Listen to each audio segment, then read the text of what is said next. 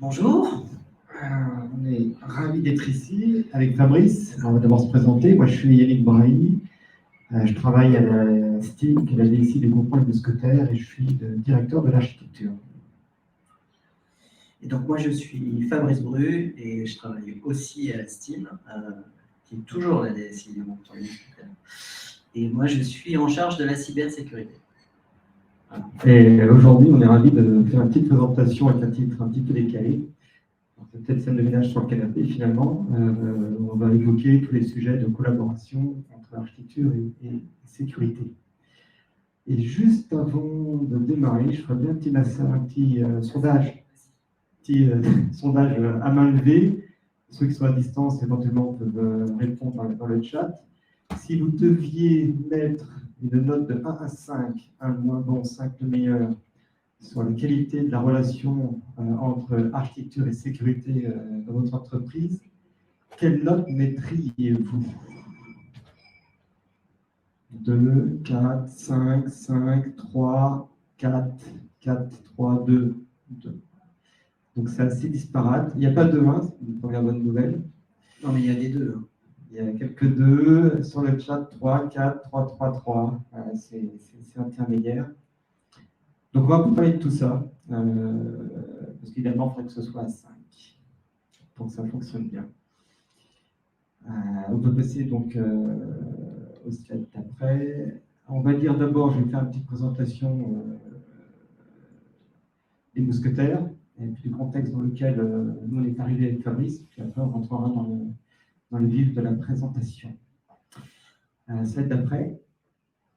Enfin, je ne vais pas y passer trop de temps, mais quand même quelques mots sur ce groupement, qui n'est pas forcément toujours bien connu, parce que quand on entend mousquetaire, on pense Intermarché. C'est un peu plus grand, un peu plus vaste. Donc c'est 7 enseignes. Donc, il y a Intermarché qui est bien connu. Il y a aussi Netto, Bricomarché, Bricorama, Bricocash, Rodi, Rapid Pare-Brise, donc tout un pôle de distribution.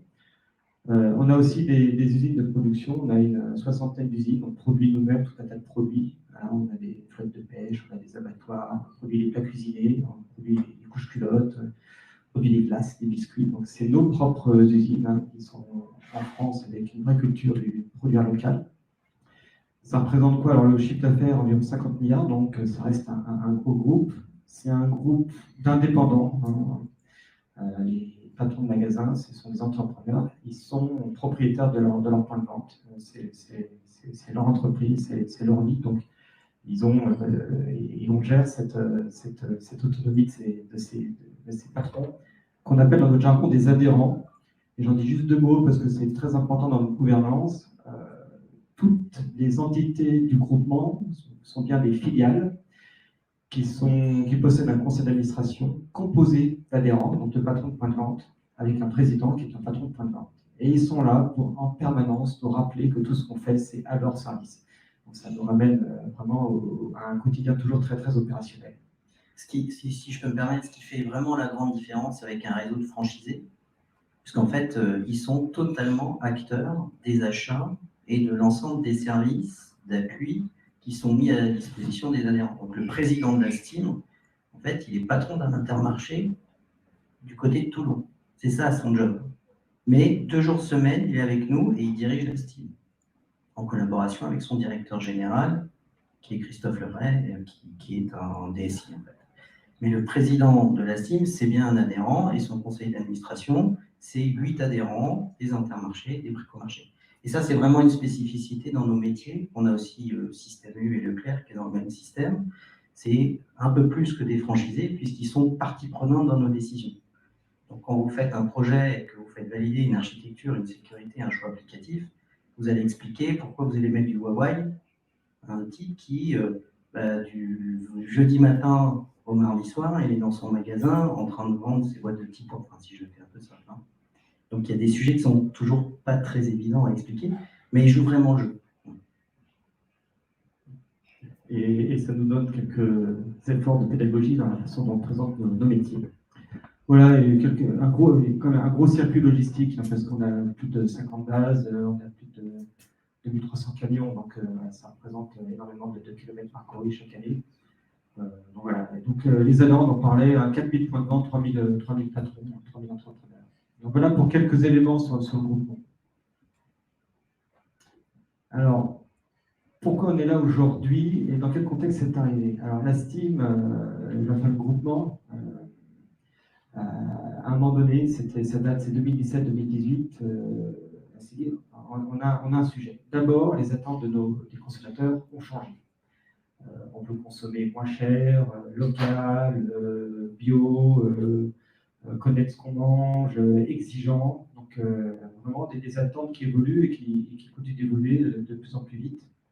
Des nouveaux entrants, des nouveaux partenaires, enfin des nouveaux concurrents. Alors, on peut parler d'Amazon, mais on peut parler des dark stores, on peut parler de plus en plus d'ubérisation de tout un tas de livraisons à domicile. Donc, on doit se réinventer pour faire face à cette concurrence. Et enfin, un SI, non pas qu'il ne marche pas, il marche bien, mais il a peu évolué, il y a eu peu d'investissement les 10 dernières années. Et quand on veut répondre à ces enjeux métiers, il n'était pas forcément apte à répondre rapidement et durablement à ces enjeux.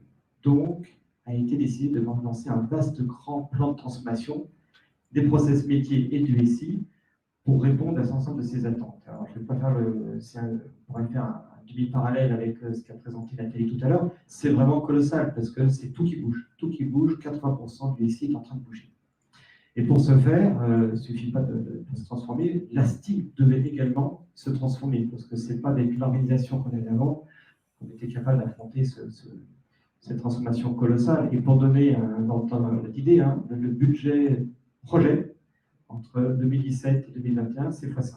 Donc, on est vraiment passé à l'échelle pour rattraper le retard et se mettre face à ça. Et dans la transformation de la STI, a été créé deux directions transverses. Alors, une direction de la sécurité, et un petit mot, et une direction d'architecture, avec la particularité que pour l'architecture, il n'y avait pas d'architecte. Donc, il a fallu vraiment tout monter de toutes pièces.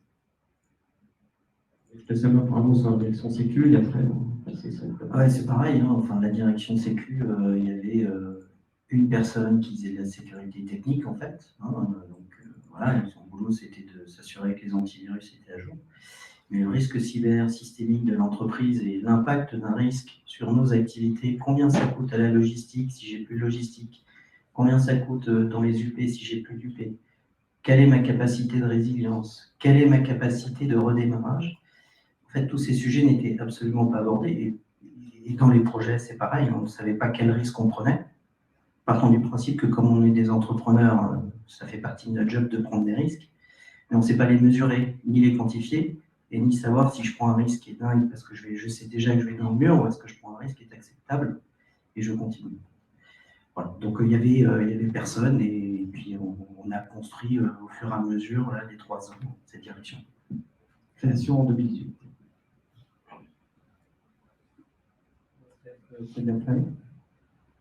Ah, c'est pour moi. Ah ouais, mais là je vois rien. Alors, en fait, ce qu'on voulait mettre en avant là, c'est un peu tout ce qu'on a constaté alors dans nos expériences différentes, parce que Yannick fait très jeune, mais il est bientôt à la retraite, ça fait 40 ans qu'il fait de l'architecture. Et moi, j'ai 3 ans d'expérience, donc il m'apprend un peu. Et donc en fait, voilà, au cours de nos expériences dans nos vies passées, on a souvent vu des gens de la Sécu qui n'ont pas du tout la conscience de l'expérience utilisateur dans leur réflexion, qui fait qu'ils nous font de la sécurité théorique. Donc, on met des contraintes ou des barrières pour être sûr qu'on soit protégé un petit peu partout.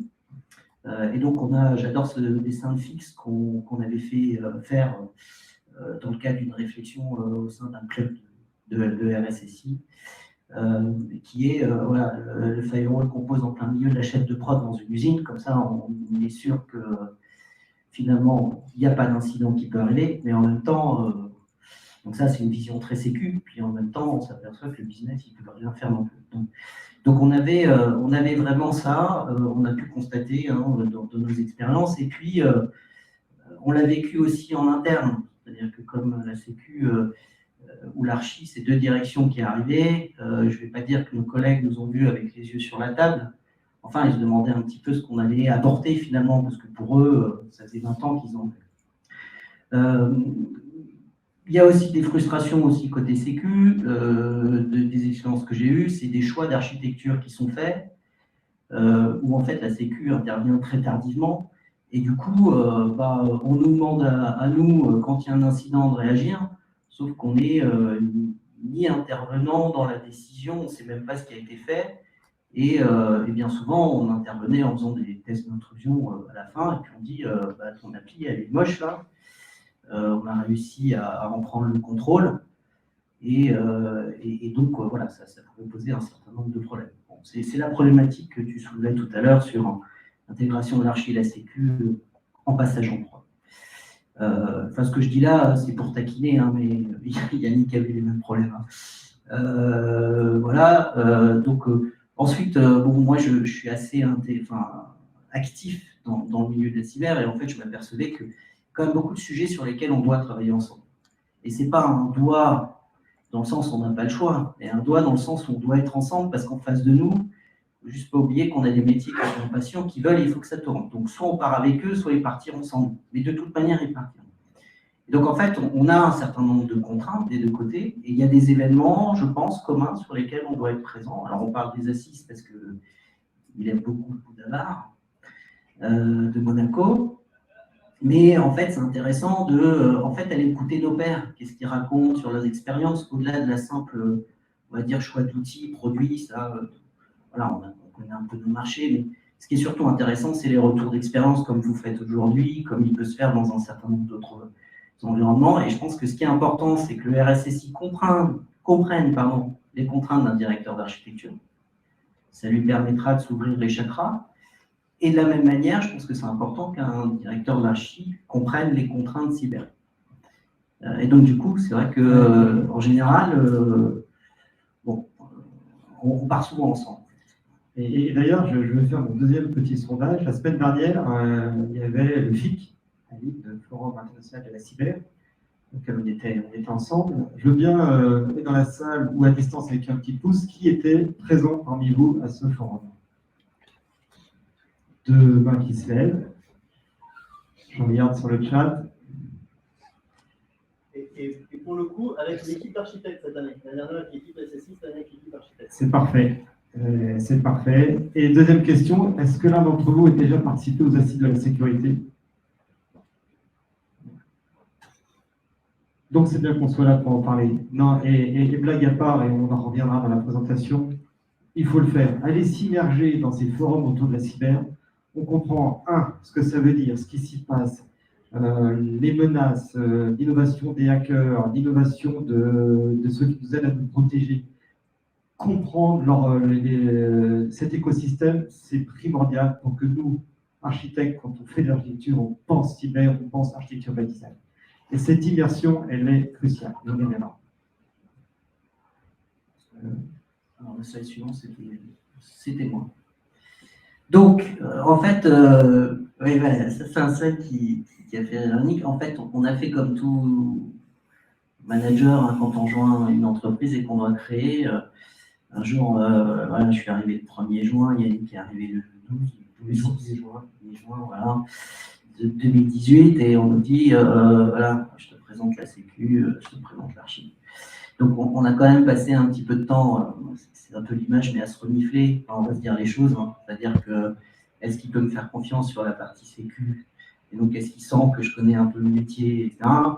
Et puis moi, un peu pareil en fait. Hein. Voilà. Moi, je pense que, parce que c'est surtout des relations d'hommes et de femmes en fait, hein, ce jeu. Donc on a passé un peu de temps à jauger. Bon, ça a été relativement vite. On a eu la période estivale, ça nous a suffi. Et puis ensuite, ce qu'on s'est surtout dit, en fait, c'est que notre ambition, elle était commune. On avait une opportunité formidable qui était la transformation de l'entreprise, de nos process. Et donc, c'était le meilleur moment pour dire, quand vous démarrez un projet maintenant, by design, au tout début, c'est-à-dire que même au moment où vous allez discuter avec vos métiers, il y a un archi. Un archi, ça se discute pas. Et ensuite, quand vous allez commencer à faire vos analyses, il y aura un archi, un sécu et un RGPD pour la fonction régalienne chez nous. Parce que le RGPD, c'est pas de la sécurité. 50%, c'est pas de la sécu, donc c'est pas chez moi à 50%. Voilà, donc en fait, ce qu'on s'est dit, c'est que de toute manière, il fallait qu'on essaye de travailler, de collaborer ensemble. Donc on s'est un petit peu creusé la tête pour savoir comment aller travailler ensemble. Et derrière ça, on a mis on a lancé tout un tas de synergies, de travaux et de gouvernance commune. C'est le slide après. Donc, il y a eu plusieurs chantiers. Le premier chantier, qui n'est pas forcément directement lié à nos synergies, c'est compte tenu de l'ampleur du plan de transformation, on a mis un peu de gouvernance sur la façon de gouverner l'ensemble des projets qu'on lance. Dans notre process, donc on parle d'une notion d'allemand qui a une étude d'opportunité métier qui explique qu'il n'est pas bien lancer un sujet et que ça fait sens d'un point de métier et que ça veut dire qu'il y a tel ROI, tel impact ici. Et donc, c'est soumis à une instance qui dit oui, ça vaut le coup de creuser et on va lancer ce qu'on appelle un cadrage. Et là, il y a un binôme chef de projet architecte qui va prendre le lead pour porter cette étude et qui va solliciter toutes les parties prenantes nécessaires à cette étude. Dans cette étude, on va y mettre la sécurité, le RGPD et d'autres acteurs. La conclusion de cette étude, c'est un comité d'archi général, une validation, un comité d'études de faisabilité où on rajoute toutes les dimensions budgétaires, planning, capacité à faire de l'ensemble des équipes du projet dans le temps imparti. Et ensuite, l'ensemble est validé dans un comité d'investissement de groupe qui est géré par les adhérents du groupement et qui s'assure qu'on est bien conforme aux attentes et au budget. Cette étude de cadrage qui termine par un comité d'architecture, c'est d'abord un immense travail en commun qui se traduit dans un livrable unique. Ça s'appelle aussi l'architecture, mais qui a l'ensemble des facettes fonctionnelles, applicatives, data, technique, sécurité, RGPD, qui est vraiment une co-construction co-rédigée à plusieurs mains, avec des revues d'archi sur l'ensemble des acteurs, qui sont sûrs qui sont bien alignés et qui sont contents du boulot qui est fait, qui est parfois le résultat d'ailleurs de compromis, parce que entre le triptyque qualité, TLS, sécurité, agilité, pression business, on est fort dans cette recherche de meilleurs compromis. Et une fois que c'est fait, ça passe dans un comité d'architecture où l'ensemble des directions est présent, les métiers sont présents, pour valider l'architecture retenue. Avec des tampons, donc on va mettre un tampon architecture à risque ou pas à risque, pareil pour la sécurité. Ce travail commun, ce livrable commun, cet équilibre, c'est vraiment une des clés de mode de fonctionnement. Parce que ce qu'on va faire, il n'y a pas à un moment donné, il n'y a pas une feuille de papier et cigarette d'écart dans la perception du projet qu'on va faire. Et le fait que ce soit une instance commune qui valide dans un livrable commun, on est forcément incompatible du boulot qui est fait. On ne peut pas dire, c'est pas moi, c'est lui, on va le faire ensemble. Et ça fonctionne vraiment très bien. On est chacun un petit peu dans le rôle, parce que quand on met le tampon archi, c'est pas la même, on ne valide pas la même chose que quand on met le tampon GPD ou sécurité. Et pour que ça continue, s'il y a un coup de rouge sur les trois, ça va vraiment poser des questions, est-ce qu'on continue pas? Et là, on rentre les possibilités. Si tu veux dire un mot sur les responsables, sur le rôle respectif de chacun. Ouais, ce que je peux ajouter, c'est qu'effectivement, certaines entités créent des comités de sécurité, revues de projet de sécurité, etc. Je trouve que moi, ça ne fait pas sens, on perd du temps. Surtout, voilà, il y a un co-arch qui existe, c'est très bien. On rebalaye toute l'architecture de la solution et on parcourt l'analyse de risque. Et pourquoi c'est un sujet, l'analyse de risque, qui pour moi est un sujet légèrement différent d'architecture, c'est que le chef de projet et l'architecte, ils sont là pour réfléchir à une application et déterminer comment elle fonctionne. Qu'est-ce qui fait que ça va marcher? La grande différence avec nous, notre métier, c'est de toujours vérifier les chemins par lesquels ça ne va pas fonctionner. Nous, on est câblé à l'inverse. Je vais vous prendre un exemple. Vous créez un tunnel d'achat sur Internet, vous allez forcément avoir dans le parcours client la création d'une adresse mail, donc vous allez ouvrir un champ, par exemple, pour inviter votre futur client à saisir une adresse mail. Ça, c'est ce que tous les responsables de projet, c'est tout ce que les architectes vont vouloir faire. Nous, la seule chose qu'on voit, c'est une fenêtre d'entrée sur votre système d'information. Donc, la première chose qu'on se dit, c'est si je n'ai pas une adresse mail, qu'est-ce qui se passe? Donc, en fait, notre métier à nous, c'est de réfléchir out of the box et d'envisager tous les scénarios qui font que ça ne va pas marcher. Après, on appelle ça des analyses de risque, mais en fait, c'est vraiment notre job à la fin. Et du coup, c'est un peu compliqué d'avoir des gens qui réfléchissent, s'ils ne sont pas différents, si ce n'est pas deux personnes différentes, à moins qu'ils soient schizophrènes, mais dans un projet, c'est un peu compliqué de penser au bon fonctionnement et puis tout de suite après de se dire qu'est-ce qui fait que je peux l'arrêter. Et en fait, avoir des collaborateurs dans nos équipes différentes et qui pensent comme ça, effectivement, après, ils se réunissent entre eux et ils disent est-ce que mon scénario, nous, on trouve des scénarios qui sont complètement débiles, hein, parfois, on peut dire des choses, voilà. Mais c'est bien, des archives, on ramène sur Terre, nous expliquons si ça va être réaliste ou pas. Et puis parfois, on arrive avec des scénarios où, effectivement, dans le mode prévu, voilà, l'architecte dit bah oui, effectivement, en fait, ce scénario il est possible. Et en fait, on a développé nos propres méthodes d'analyse de risque, puisque comme on est dans des adhérents, je ne vais pas commencer à l'expliquer à un adhérent qu'il y a un risque parce que c'est parfois le flux ouvert sur Internet autorise tous les ports de service et que voilà, il va falloir expliquer ça en français sans jargon technique. Donc voilà, c'est un gros travail qui est fait conjointement. Et je pense que c'est une des différences en fait entre nos métiers, quelque part. C'est cet aspect-là. Mais c'est bien dans les mêmes documents, c'est bien dans les mêmes instances, ça ne sert à rien de les multiplier, parce que de toute manière, quand il y a un incident, c'est bien d'aller qu'à un seul endroit pour trouver l'information. Il y aura une démarche de complémentarité avec la compréhension respective des attentes et des préoccupations de chacun. Et juste pour redire un petit mot sur le petit labyrinthe, dans ce qu'on fait aussi, vu des projets, c'est quand même vachement plus simple parce qu'ils ne sont pas préoccupés d'aller voir 50 000 acteurs. L'organisation fait que nous, on va naturellement synchroniser, donc ils ont une sorte de point d'entrée de fichier unique et on va gérer. Donc ça simplifie. Parce que derrière, le fait de mettre ces tampons, c'est surtout se multiplier les instances. Ça peut être un peu la vision du fou, là, comme dans Astérix, où, si vous avez la référence, il faut passer d'un fichier à l'autre dans le cours. En plus, au-delà de la valeur à ce fonctionnement, on simplifie le boulot des projets.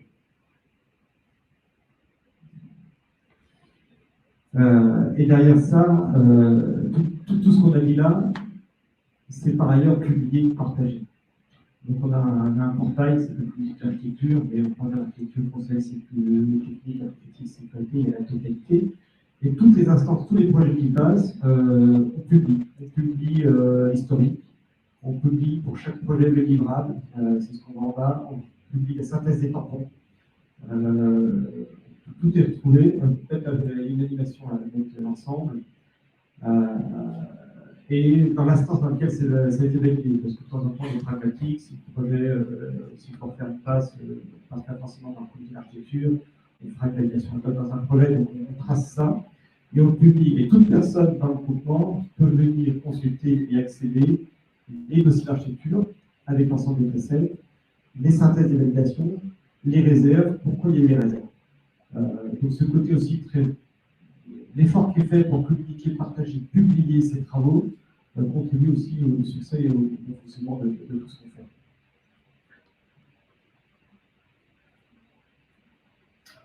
C'était moi, hein? C'est bon.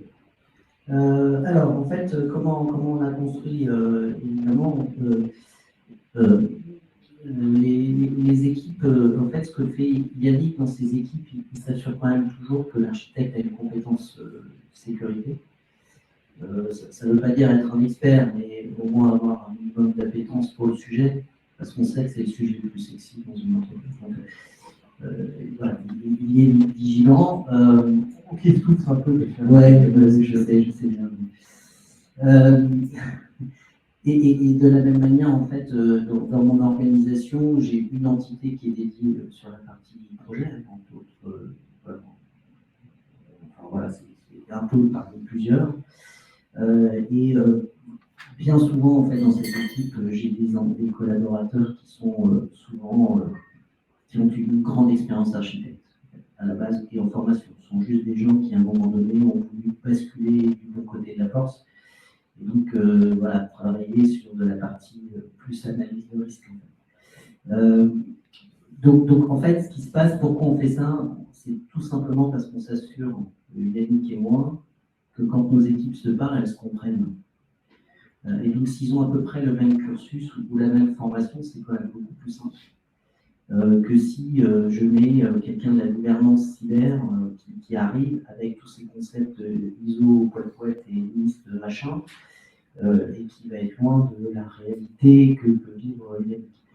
Donc, voilà. Ensuite, on a une chance aussi formidable, c'est que le patron du pôle projet chez moi et beaucoup d'architectes dans les équipes de Yannick, en fait, viennent de la même société, ils avaient l'habitude de travailler ensemble. On avait un micro-risque parce que je crois que l'un était le chef de l'autre, et aujourd'hui ils ne le sont plus, mais voilà, ça s'est très vite balayé, et du coup, ils se parlent beaucoup, et leurs équipes se parlent beaucoup. Et les messages, quand on reçoit de nouveaux collaborateurs dans nos équipes, effectivement, on est très vigilant à dire que le message, c'est que ArchiSécu, ça doit être le binôme qui fonctionne parce qu'on est transverse. Donc, on n'est pas attendu des applications ou des métiers. C'est à nous de démontrer notre valeur. Donc, c'est à nous d'être beaux. Et moi, voilà, j'ai aucun problème à dire à mes équipes, on est un peu moins nombreux que chez Yannick, parce que c'est une grande star, et il a réussi à trouver tous les architectes de la place de Paris. Nous, on sait plus, c'est un peu plus compliqué.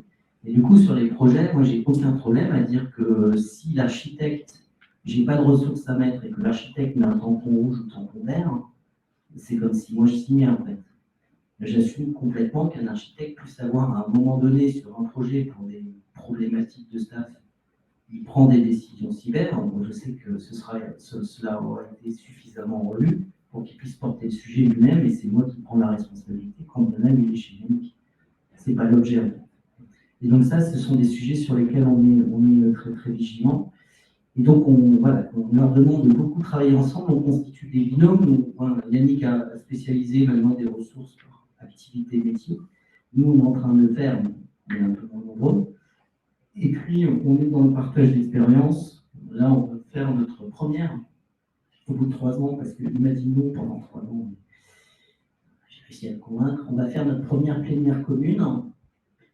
C'est-à-dire qu'on invite tous les collaborateurs de la direction cyber et tous les collaborateurs de la direction archi à partager l'information et à nous faire des prêts conjoints sur des sujets.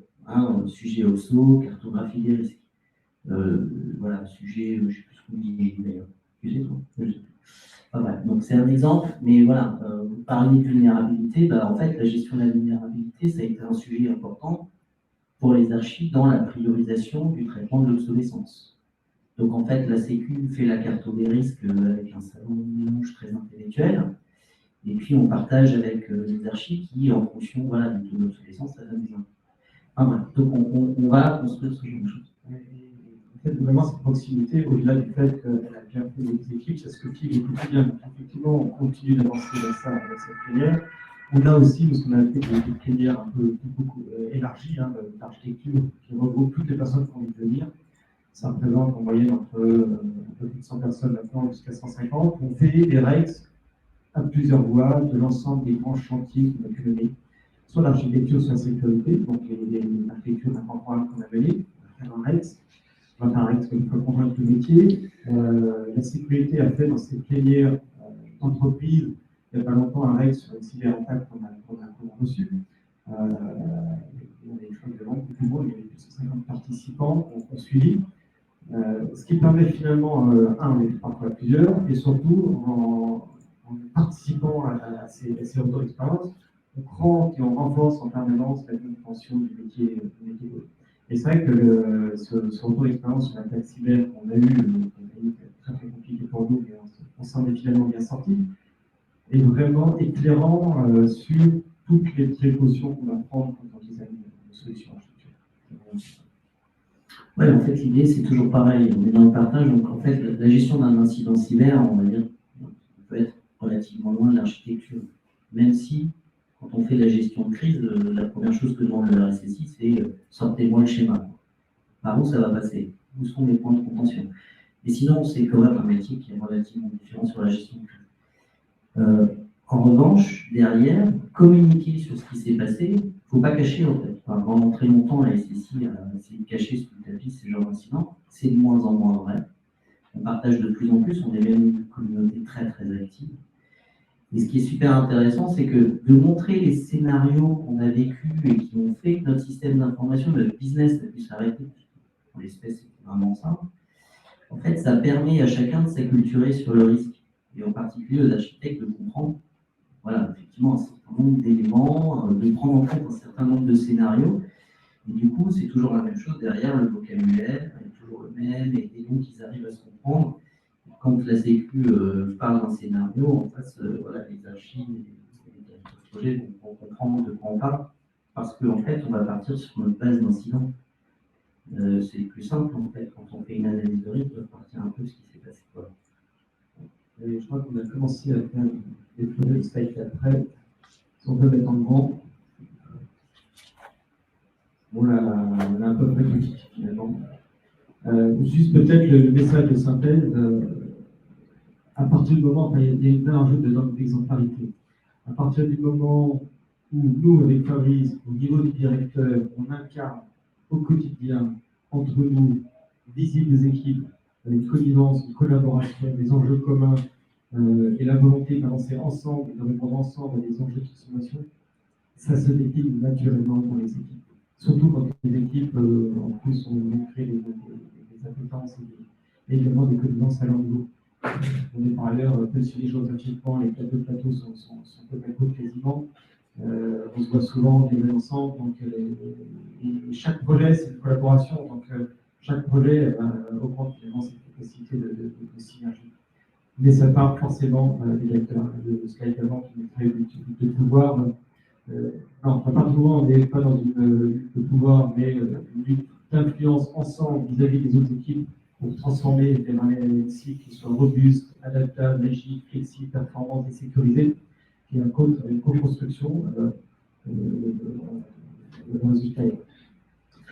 En fait, on a même une autre étape finalement, c'est que nous, à notre niveau, maintenant, on s'assure que, typiquement, quand on fait les revues budgétaires, on s'assure que dans tous les projets qui ont été menés, donc on est en train de coter pour le budget de 2023, en fait, on s'amuse à faire le croisement. Moi, j'en ai dans mon portefeuille, comment lui, on a dans son portefeuille, et comment on est par rapport au référentiel. Et donc, du coup, si moi, j'ai des projets sécu sur lesquels je ne vois pas d'archi, c'est Yannick qui me dit normal, pas normal.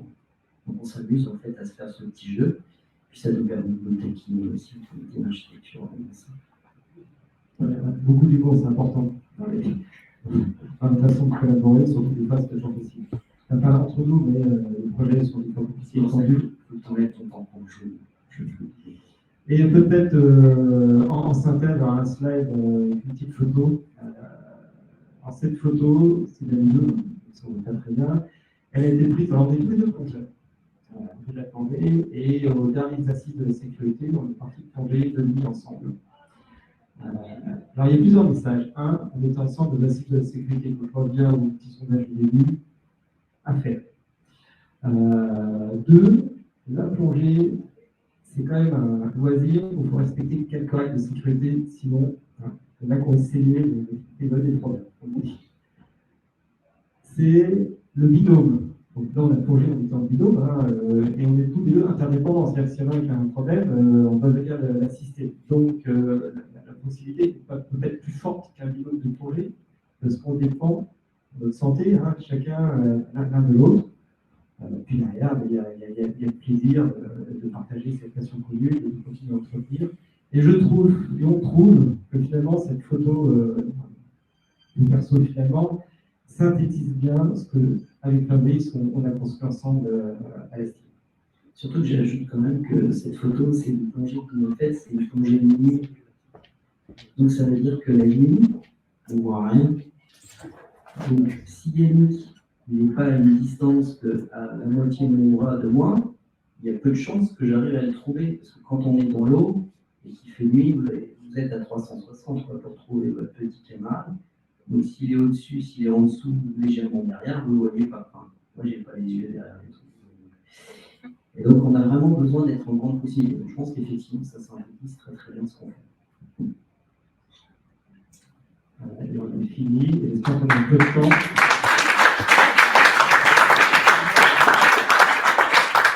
On a un peu de temps pour les questions. Oui, j'avais une première question. C'est cette belle synergie se traduit comment dans les fondations du système d'information?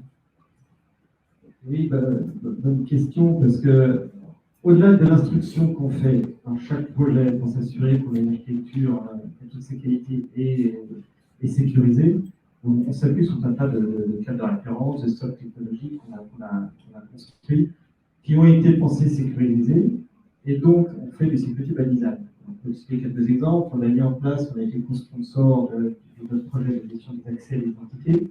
Aujourd'hui, chaque projet qui part doit s'accoster pour utiliser ce socle-là pour gérer les authentifications. Et par nature, ça va garantir sur cet aspect-là le bon niveau de sécurité. On a repensé, il n'y a pas toute fondation d'intégration, on les a pensés, sécurisés, avec des flux qui sont chiffrés, les bonnes QPI sont de bons endroits. Donc, de fait, à partir du moment où on utilise ces socles dans nos architectures, cet aspect-là aussi échange va être sécurisé. Ainsi de suite. Donc, toutes les fondations communes qu'on travaille, qu'on développe, le travail de sécurisation de ces composantes, ces innovations est ultra important parce que derrière, à partir du moment où on les utilise dans les projets et nous, on est garant et vigilant à l'architecture, qu'on utilise bien des stocks de l'entreprise, on amène de fait un certain niveau de sécurité garanti déjà dans les projets qu'on gère. J'ajouterais juste qu'effectivement, par exemple, il y a un principe aussi qu'on a mis, c'est que dans la sécu, on aime bien rédiger des politiques, entre autres, et donc on rédige des politiques de sécurité, et en fait, voilà, au sein de la STEAM, la politique de sécurité, toute la partie rédactionnelle, au sein de la direction cyber, je savais faire un peu le rôle. En revanche, la relecture, la validation, et la synthèse de cette politique qu'on peut inscrire dans notre référentiel de règles, c'est avec l'architecte. Voilà. Comme ça, en fait, quand nos architectes travaillent sur un projet, finalement, ils ont contribué à écrire la politique. Donc, du coup, ils l'appliquent naturellement. Donc, voilà, c'est vraiment un travail quotidien.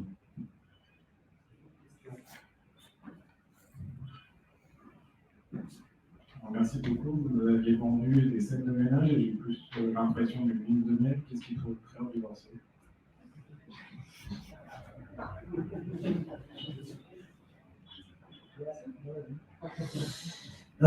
Qu'est-ce qui peut... Alors, en fait, il y a quand même des scènes de ménage. Donc, voilà.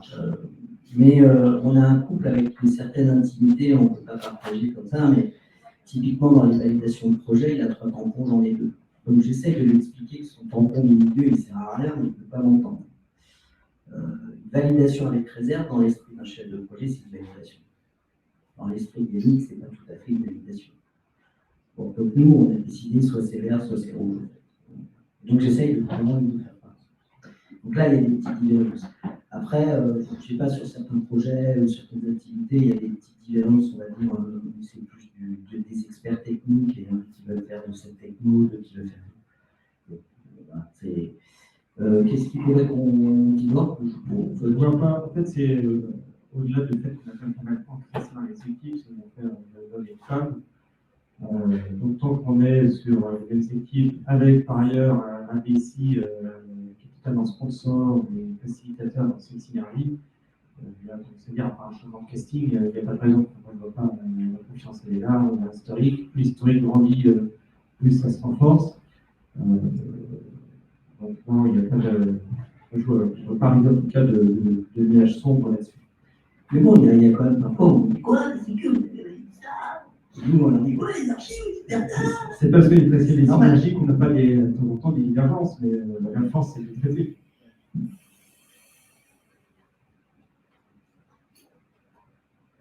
Une autre question? Oui, bonjour. Dans votre ménage à 2, est-ce que vous avez pensé à l'ouvrir en ménage à 3 avec les patrouilles de la prod? Alors, on a fait le focus sur le ménage à 2, effectivement. Quand on est présent, quand on fait nos dossiers d'architecture et nos comités d'architecture, sont présents effectivement également la directeur de la qui porte le RGPD, le directeur, il y a plusieurs directeurs des études, et le directeur de la prod. Et eux sont fait également les référents de la direction des opérations. Donc, après, le dossier architecture se décline, le dossier architecture technique, donc c'est pas tout à fait le même livre, mais on a bien cette continuité et la validation est faite conjointement avec l'ensemble des acteurs.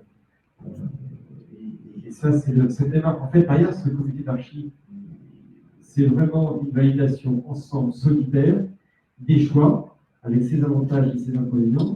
On est tous d'accord qu'on part ensemble sur ce choix-là et ce consensus-là et parfois ce compromis-là.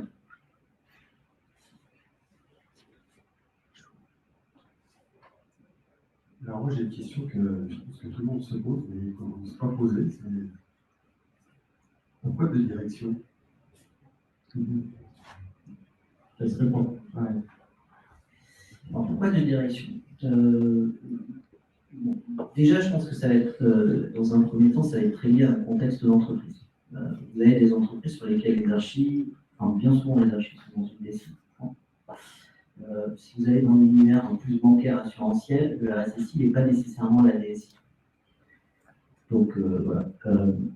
Donc c'est pour ça que ça peut dépendre des contextes d'entreprise. Chez nous, moi je considère par exemple que, comme je vous expliquais tout à l'heure, comme nous on est obligé de réfléchir sur tous les mécanismes qui font que ça ne fonctionne pas, j'ai du mal à voir quelqu'un, encore une fois, qui va m'expliquer comment ça fonctionne et comment ça ne fonctionne pas en même temps. Ensuite, il y a des activités qui n'ont pour moi rien à voir. En fait. Je pense à toute la mise en place de la gestion des incidents cyber, de la gestion de crise, tout ce qui est autour de la gestion de la fraude, voilà, toute la malveillance que l'on peut voir, vérifier l'actualité sur Internet, etc., etc. Donc, avoir tous les feeds autour de la threat intel, c'est un métier à part, en fait. Et donc, je ne sais pas comment, voilà, je serais curieux d'ailleurs de voir comment vous faites, mais je ne sais pas comment on peut gérer toutes ces activités différentes.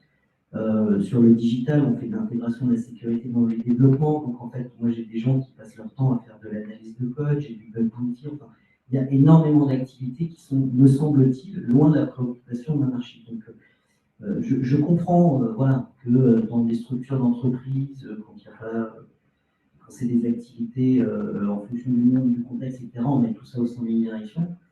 Nous, on a la chance d'être dans des grands groupes. Bien souvent, je vois de moins en moins dans des grands groupes une direction de l'architecture et de la sécu. Je vois plutôt une direction de l'archi, une direction de la sécu. Et puis, ils essayent de mettre une frontière et c'est la guerre. Voilà. Et c'est bien le point. Hein. On a des points de vue différents. On a un prisme différent.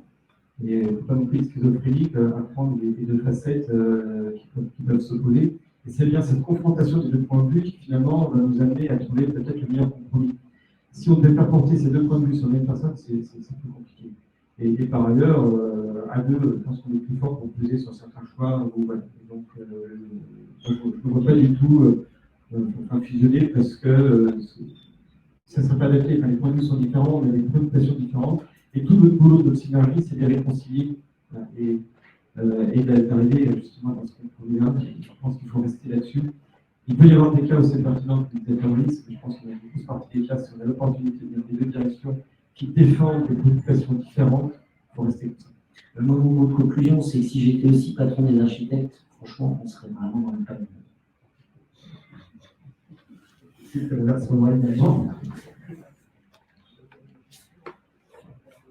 Question.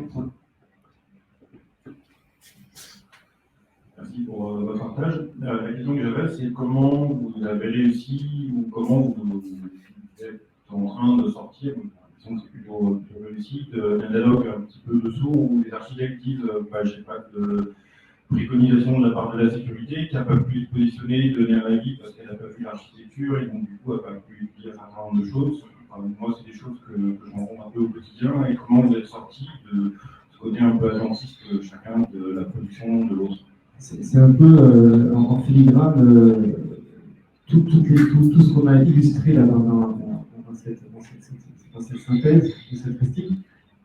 C'est la proximité des équipes, l'intervention dès le début des phases d'instruction très très en amont, à la fois de l'architecte et de la sécurité, ce travail commun jusqu'à une validation commune. Et à partir du moment où on valide ensemble le même livrable, on présente dès le début ensemble sur l'instruction, de fait, on ne s'attend plus. Chacun a ses préoccupations. Et puis par ailleurs, si des fois on a des problèmes de disponibilité de compétences ou de ressources, on se fait suffisamment confiance pour dédier une partie de l'activité à l'un ou l'autre. Il y a certains chantiers, des fois, je fais un peu moins, j'ai est-ce que tu peux regarder un peu ça? Et dans toutes les mesures, on a après des revues de managers qui s'assurent qu'on n'a pas eu de boulette. Mais c'est bien tout cet esprit-là, c'est surtout pas ce qu'il faut faire, s'attendre et se renvoyer à balle.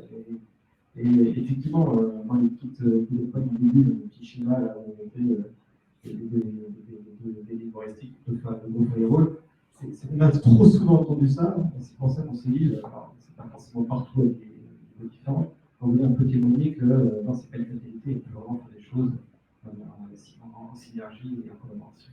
En fait, après, très opérationnellement, ce qu'on a fait, c'est qu'on fait des prépa coach. Donc, en fait, sur un projet, c'est comme ça qu'on a démarré. On a demandé à l'archi et à la sécu de se mettre dans une salle et de revoir ensemble le Slack. Ils sont obligés de se parler à ce moment-là. Et ils sont obligés, du coup, de dégoupiller tout ce qui va sortir en coarch. Donc, voilà, on a démarré comme ça. Ensuite, donc, pour chaque projet, ils faisaient une prépa coarch ensemble. Ils faisaient une relecture commune. Et voilà, on les obligeait, entre guillemets. Ça, c'est un peu notre rôle de manager, mais on les a forcés à se rencontrer toutes les semaines. Nous, voilà, sur tous les projets. Nous, on avait un portefeuille de projets. Yannick disait, t'as vu la sécu, Fabrice disait, t'as vu l'archi, hop, one-to-one suivant. Je t'avais dit la semaine dernière, t'as vu l'archi, t'as vu la sécu, voilà. Et en fait, c'est devenu naturel, c'est le premier point. Du coup, derrière, on a pu enchaîner sur avoir un PMO commun. En fait, aujourd'hui, on s'est mis un PMO qui gère le portefeuille projet de l'archi et de la sécu. Et moi, ça ne sert à rien d'en avoir un chez moi et un chez lui. Donc, voilà. Donc en fait, on a un PMO commun et puis ils font 50% de la charge, ils font 50% de la charge. Et puis voilà. Donc ça, c'est une deuxième étape qui fait qu'elle, elle s'assure bien que Archi, c'est bien calé dans tous les projets, j'ai bien l'interlocuteur désigné qui met les données, etc. Et que l'ensemble de la thématique démarre, que l'enchaînement. Voilà, c'est un peu comme ça qu'on fait. Donc on n'est pas chacun de notre côté à sa tombe, on a été forcé d'ouvrir les portes.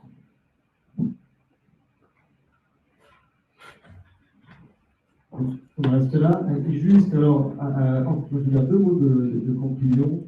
Un, j'invite toutes les personnes qui sont là, donc plutôt les architectes, à ouvrir vos chakras, vous rapprocher de vos directeurs sécurité, de vos directeurs cyber, d'aller au FIC, d'aller aux assises, vraiment de vous acculturer. C'est vraiment une invitation. Et vous verrez, en plus, on est bien accueillis dans ces instances-là. C'est très convivial, l'architecture, la sécurité, l'architecture aussi. Mais ça, c'est le premier message. Et le deuxième, je voulais remercier Fabrice d'être venu au Club d'Urbain. Je crois que c'est le premier RSSI qui nous fait l'honneur de venir et qui a accepté pour l'équipe de témoigner avec moi sur ce sujet qui nous donne aussi beaucoup de réussite. Merci.